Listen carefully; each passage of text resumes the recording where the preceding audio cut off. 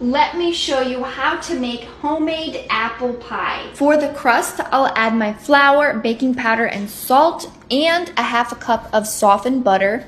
And I'll just mix that until it's crumbly, and then I'll add some milk and mix that. And then I'm going to finish mixing it in with my hands so that it can form into a ball. I'm going to place it on a piece of parchment paper and roll it out very thinly. You only need like an 1/8 inch thick. Then I'll transfer it to a pie pan and cut the excess dough off the edges and pierce the dough on the bottom. And then I'll add my homemade apple pie filling, which we have a separate video for. I'll roll out the rest of the dough, and I don't have enough to cover it, so I'm just going to make a small circle and put it on top. Then I'll make the crust and I'll brush the top of the dough with some milk, and we're going to put it in the oven at 400 degrees for 15 minutes. Then I'm going to turn the oven down to 350 for another 35 minutes. Cool completely and serve.